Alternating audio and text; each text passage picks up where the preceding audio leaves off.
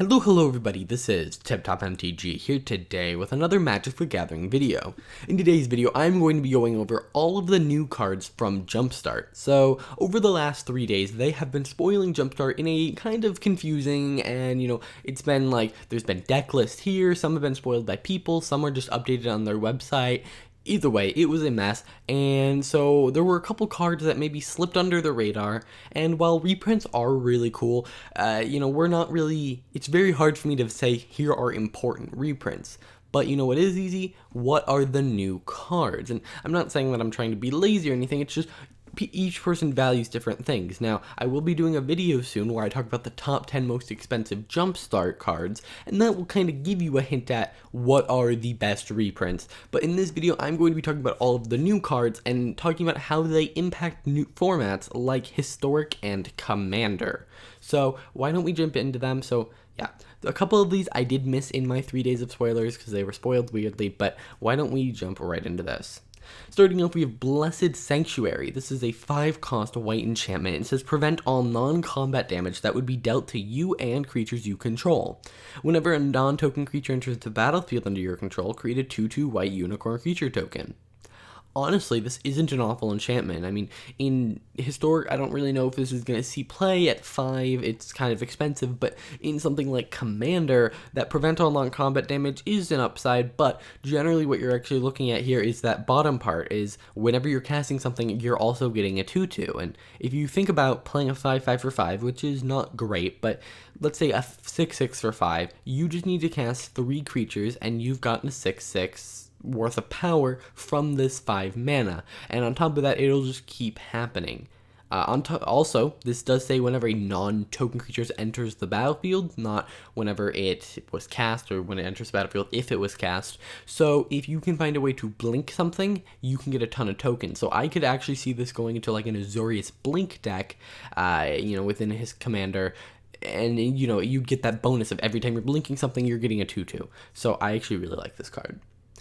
Next, we have Brightmare. It's a 3-cost white 2/3 creature unicorn, and when it enters the battlefield, tap up to 1 target creature. You gain life equal to that creature's power.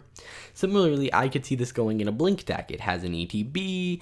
It's not an awful ETB. You can tap something to get out of the way. If you can manage to blink it at instant speed, you can tap something to prevent it from attacking, and it gains you a bunch of life. So I could also see this going into a Blink deck. It's not as high of a candidate as the previous one, but it's not an awful card. Next, we have Emil the Blessed. It's a 4-cost white legendary creature unicorn 4/4, and you can pay 3 and essentially blink something, which, hey, haven't I been talking about blinking things? But yeah, whenever another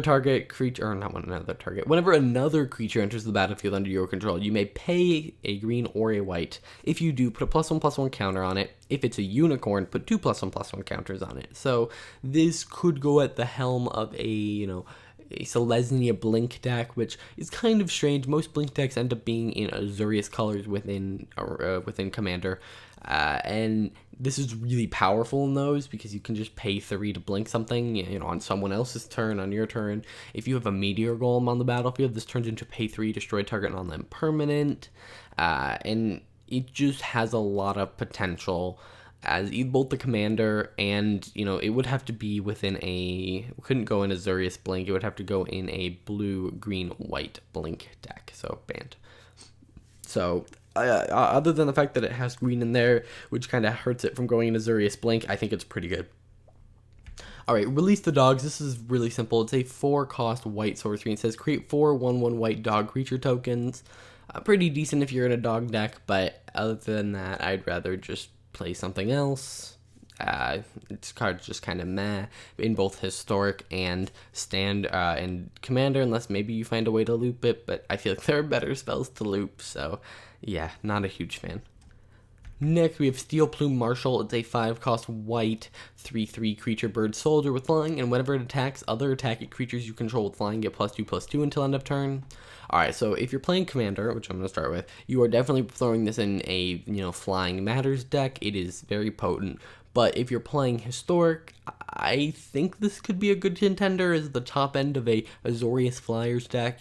It hasn't really been meta ever, but it is a very popular, budget kind of deck, and this does make it is a rare, which, could make people be like, well, it's not a budget deck anymore, but it's also not good enough to be a real deck, and it could make people just not play it. But it is so powerful to have, if you have 4 1/1s and this, now your 1/1s are now 3 3s, you're going to be hitting a lot harder. So I have trouble seeing a reason why you, I understand it's expensive for an Azorius Flyers deck, but I feel like this would definitely fit in one. Maybe not as a 4-of, but it would be in there. Next, we have Stonehaven Pilgrim. It's a 2-cost white 2/2 creature core cleric, and it says whenever it attacks, if you control an artifact or enchantment, it gets +1/+1 and gains lifelink until end of turn. Now, normally I'm not a huge fan of conditional boosting, because a lot of times it's a 1/1 for 2, but if you have an artifact or enchantment, it gets +1/+1 in lifelink, and I'll just play a 2/2 lifelinker. But here, a 3/3 lifelinker for 2, if you're in an artifact and enchantment deck that also cares about life, something, I don't know, maybe a Layla in Commander, but I guess you could also be playing that in Historic, but it wouldn't be awful. Also, just a 3/3 lifelinker is kind of nice. So yeah, I could see this going into an artifact or enchantment deck, but I have to think to myself, would I rather have an artifact or enchantment in this slot? And there's a high chance that my answer is yes, I would rather have an artifact or enchantment, but 3/3 lifelinkers are not bad. Also, it's only a 3/3 lifelinker when it attacks, so you're not going to be gaining life off of blocking, which is unfortunate.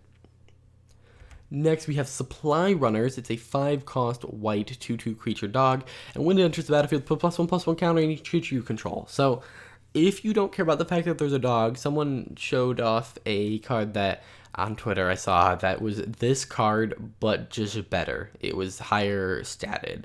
It just puts a counter on everything else for 5, and it was like a 4/4. So, obviously, in Commander, this really isn't going to see any play unless you're in a dog deck, and then you could see play, a Swarm deck. This works well in a Swarm deck, and if you're in a Rin and Seri deck, you're going to get also a Cat, which can also get the +1/+1 counter. So, in there, you're getting the synergy, but within Historic and Commander, I really don't see this seeing any play. Next, we have a Trusty Retriever. It's a 4-cost white 2/3 creature dog, and when it enters the battlefield, choose one. Either put a counter on it or return an artifact or enchantment from your graveyard to your hand. You better be choosing the second mode, otherwise this is a 3/4 for 4. Yeah, again, unless you're in a +1/+1 counter deck, in which case there are better options. Not a huge fan of this card. Next, we have Archaeomender. It's a 3-cost blue 2/3 creature human wizard, and when it enters the battlefield, return target artifact card from your graveyard to your hand. So it just lets you get back something you need. Not bad. For 3, I would return an artifact from my graveyard to my hand, and here you also get either a chump blocker or just something to fend off your opponent. So, not awful. Don't know how much play it's going to really see. Next, we have Bruvac, the Grandiloquent. It's a Grandiloquent, sorry. It's a 3-cost blue legendary creature human advisor 1/4. If an opponent would mill 1 or more cards, they mill twice that many cards instead. This card is insane, and I'll tell you why. It's because it's an advisor and it's a legendary. Now, I don't think this card's actually that crazy. Doubling the amount of mill is huge. In most mill decks, you are going to at least run this in it if you are, or at least in Commander. Commander, it's a lot easier for me to say, yeah, this will see play, because a lot more things see play in, Commander. But this, I could totally see being the front of a very powerful Persistent Petitioner deck. Now, there hasn't really been a great place for Persistent Petitioners. I've seen a lot of people, finding just random legendary advisors and be like, it's an advisor, here's why I should play it. But this is an advisor. Now, if you guys don't know what Persistent Petitioners do, they essentially say you may have any number of these in your deck, and if you tap 4 untapped advisors, you control mill someone for 12, which, if you can play him, he counts as one of your advisors. You can tap, basically him and 3 other Persistent Petitioners to mill someone for 24, which is a lot more than 12. So this is powerful. keep that in mind when you're building, if you want to build him as a commander or even as a Historic Brawl commander, because in Historic Brawl you only have to go through 60 cards, and he will be in Historic Brawl, and Persistent Petitioners will be in Historic Brawl, so keep that in mind. Next, we have Corsair Captain. It's a 3-cost blue 2/2 creature human pirate. When it enters the battlefield, create a treasure token, and other pirates you control get +1/+1. I think there was a missed opportunity here for it to be a legendary. Like, whenever a pirate you control dies, create a treasure token, and then other pirates you control get +1/+1. And then maybe make it multicolored, black-blue. Boom. But this is just a nice card to go inside of a pirate deck. So if you have a pirate deck, this might go in it. It's a 2/2 essentially for 2. You do have to have 3 mana, but you'll end up making that mana back, and it's almost a way to like store a little bit of mana. Next, we have Aeneas, the Gale Force. It's a 5-cost blue legendary creature, 4/4 Djinn. It's with flying, and you can pay 3, and attacking creatures with flying get +1/+1 until end of turn. Just pretty good, maybe as in a Flying Matters deck commander, or just even maybe Azorius Flowers, but this is expensive. Whenever 3 or more creatures you control attack with flying attack, each player gains control of a non-land permanent of your choice controlled by the player on the right. I love this card. So if you guys didn't see my review, I did talk about this card. I think that this card is wonderfully created. I like the ability to like swap around permanents. Yes, you have to give up one of your permanents, but you get to make sure you got the better end of the deal. You can have permanents in your deck that specifically you want to give to your opponents that maybe are either bad or they're good when they come in, but then they're bad after that. And 9 lives comes to mind from Core Set 2021. I'm probably going to be doing a Brawl commander guide on this coming up soon, so keep an eye out for that. But this card, I just really like the design for it. I'm also probably going to build a commander deck around it. Next, we have Ormos Archive Keeper. It's a 6-cost blue 5/5 legendary creature Sphinx with flying, and if you would draw cards while your library has no cards in it, instead put 5 counters on it. So this is instead of drawing the cards, you will not lose the game. Then pay 3, discard 3 cards, draw 5 cards.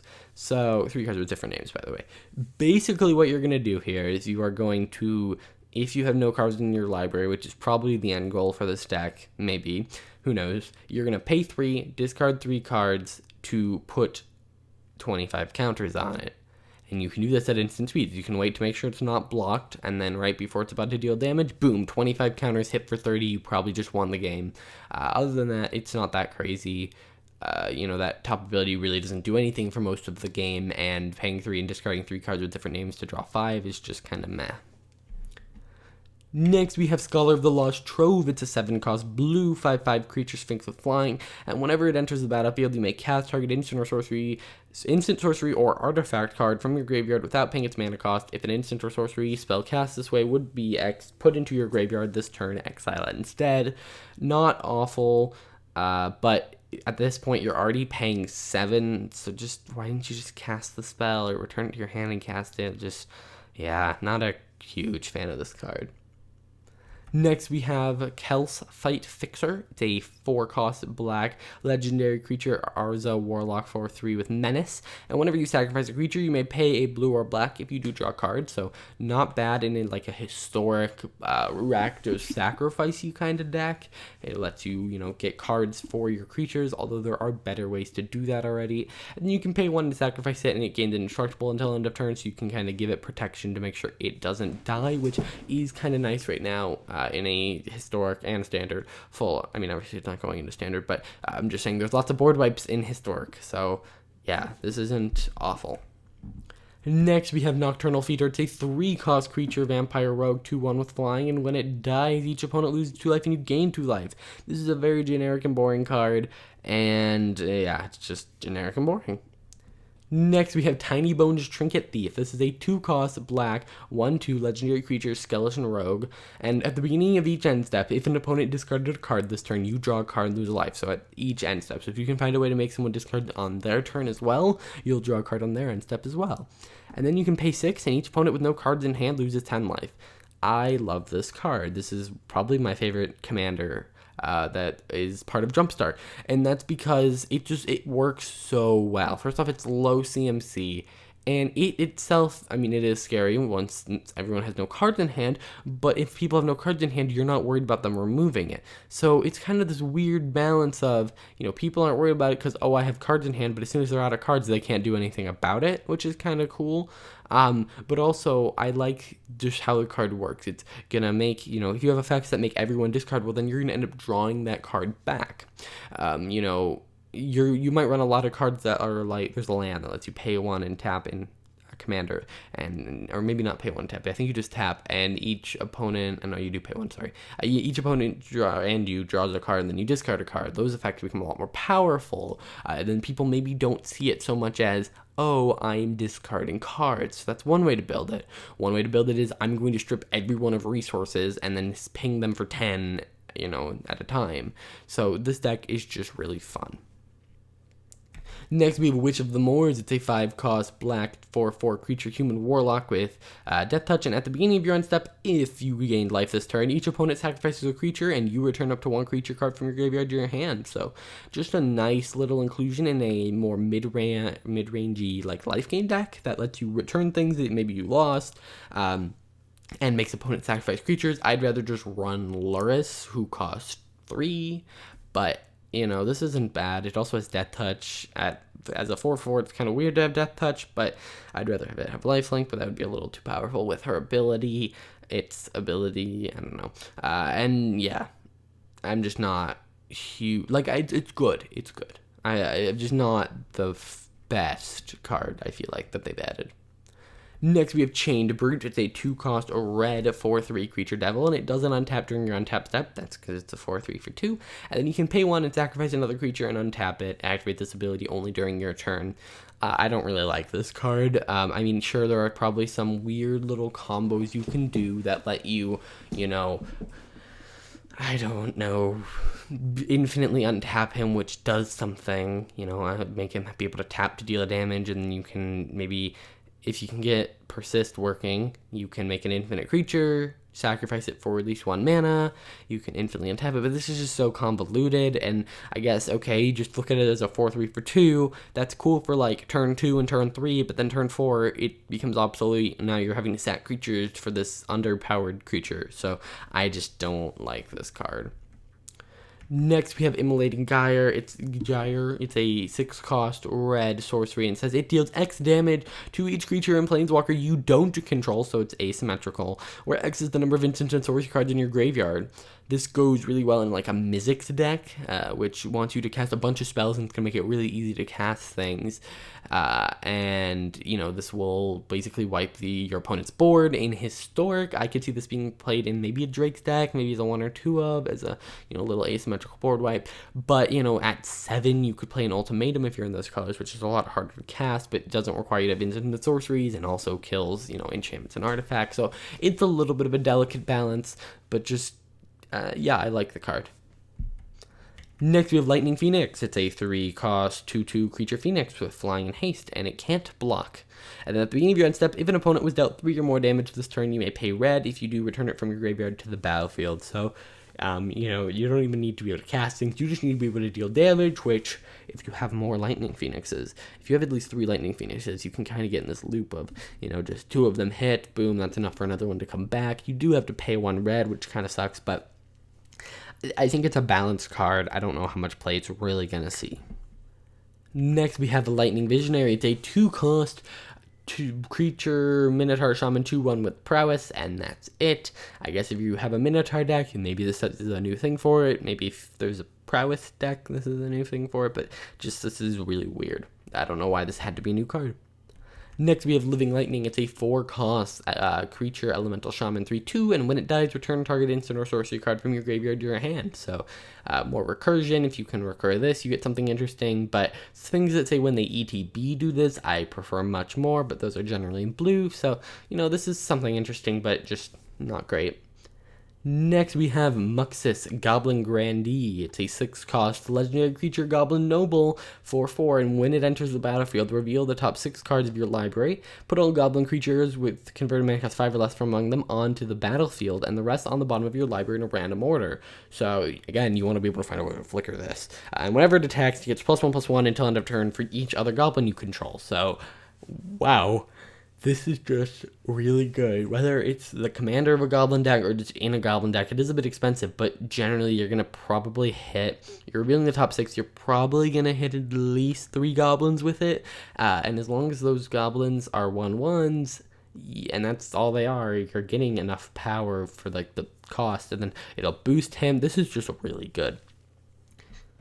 Next, we have Sethron, Heirloom General. It's a 5-cost red 4/4 legendary creature Minotaur Warrior, and whenever it or another non-token Minotaur enters the battlefield under your control, create a 2/3 red Minotaur creature token, and then you can pay 3, and Minotaurs you control get +1/+0, Menace and Haste. They gain Menace and Haste. Yeah, Menace and Haste, that's no joke. You know, making it so each thing had to be blocked by 2 creatures, that makes combat much more difficult. Haste means things can come out of nowhere. In Historic, there aren't enough Minotaurs for this to be a thing, but in Commander, this can lead its own deck and can fit into an existing Minotaur deck very well. Next, we have Spiteful Prankster. It's a 3-cost red 3/2 creature devil, and as long as it's your turn, it has First Strike, which is always a balanced, thing. It's only giving it First Strike sometimes. And then whenever another creature dies, it deals 1 damage to target player or planeswalker. Just good. I could see this seeing play in a Rakdos Sacrifice deck. If it could hit creatures, it would definitely see play in a Rakdos Sacrifice deck. But the fact that whenever another creature dies, and that doesn't include, it does include your opponent's creatures. That's very powerful. So keep an eye out for this.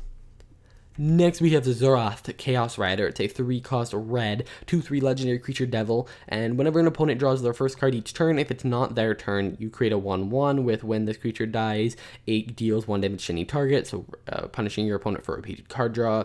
Whenever 1 or more devils you control attack 1 or more players, you and those players each draw a card, then discard a card at random. So if you don't really care about your cards or you want them in the graveyard, this isn't bad, but making your opponents discard a card at random, there's a chance that they have to discard their key pieces. Not bad, not my favorite. Especially because like half the card could theoretically be shut down if your opponent just doesn't do that. Unless you can make them do it. So if you can make each person draw a card on your upkeep or something. Next, we have Allosaurus Shepherd. It's a 1-cost green creature elf shaman 1/1, and it can't be countered, and it makes green spells not be able to be countered, and you can pay 6, and until end of turn, each elf creature you control has base power and toughness 5/5 and becomes a dinosaur in addition to its creature other type. So in an elf deck, you're probably going to throw this in as a 1/1 that also protects you from counter spells, that also can make all your elves hit really hard. This just goes in an elf deck, which is already really popular in Historic. In Commander, this is just a nice counterspell shutdown. Historic doesn't have too many counterspells, but this is just pretty good. Next, we have Branching Evolution. This is a 3-cost green enchantment, and it says if 1 or more +1/+1 counters would be put on a creature you control, twice that many +1/+1 counters are put on instead. Very powerful ability. If you have something that says put 4 down, you're putting down 8. That's a huge jump. I'm definitely going to be building decks with this in it. I wish it costed 1 more. I feel like for 3, this is a little too low, but that's just my opinion. Next, we have, and also, that's not just adding 1 more. That's doubling, which is crazy. Next, we have Naiath of the Dire Hunt. This is a 4-cost green 3/3 legendary creature, human warrior. Whenever 1 or more creatures you control fight or become blocked, draw cards. So you're going to want to throw this in a deck that has lots of cards that say when something fights. At the beginning of the combat on your turn, you may pay 3, one of it being green and or red. If you do double target creature's power until end of turn, that creature must be blocked with combat fable. So you can make it be blocked, which then makes you draw cards, and you don't even have to pay for those cards. This is pretty good. I could see this being a Commander and a Historic Brawl deck. Also in Commander, this seems like a fun Commander where you're just playing lots of fight spells and, taking advantage of that power doubling. Next, we have Towering Titan. It's a 6-cost green creature giant 0/0, and it enters the battlefield with X +1/+1 counters on it, where X is the total toughness of other creatures you control. And so essentially, you're going to want to put this in with like a bunch of walls. It's also just a decent creature that gets bigger as the game goes on. And then you can sacrifice a creature with Defender, and all creatures gain trample until end of turn, including her. So not bad. You're going to throw this in any Defender deck that has green in it. It does cost 6, so maybe not, but it is pretty good. Next, we have Lightning Core Excavator. It's a 1-cost artifact creature, Golem 0/3, and you can pay 5, tap it, sacrifice it. It deals 3 damage to any target. This is overpriced. I get if you're in blue, boom, you can do direct damage, but just don't play this card. Okay, and lastly, we have Thriving, Bluff, Grove, Heath, Isle, and more. So these are lands that enter the battlefield tapped, and as they enter the battlefield, choose a color other than the color that they are, and then it taps for the color that they are or the mana color that you chose. And the idea here is that if you're drafting this, it's useless to give you a blue-white land in a mono-blue deck thinking, oh, what if you get a white pack? So these can be flexible and come in for whatever color you need. Now, in constructed, these look a little less useful. If you're playing a 2-color deck, you'd be better off, or not better off, but you would be, these are better than normal tap lands, just because if some weird circumstance happens where you start playing your opponent's library or something weird, you can name other colors if you need to. But it is nice in like maybe a 4 or 5 color deck. If you're missing a land, I would replace any just normal dual lands with these, because you can basically just make this tap for any color. These essentially say tap for any color, but you just have to decide ahead of time. So in like a Joda deck where you're trying to get up to Wooburg, and that's how you basically win the game, is get to Wooburg, this is really good. So keep that in mind. Alrighty guys, that's going to do it for this video. Those were all of the new cards. So let me know which of those were your favorites. Do you agree with my opinions? Do you think some of them are less powerful, more powerful? I want to know all of that. So if you enjoyed, hit that like button, subscribe, and I will see you guys in the next video.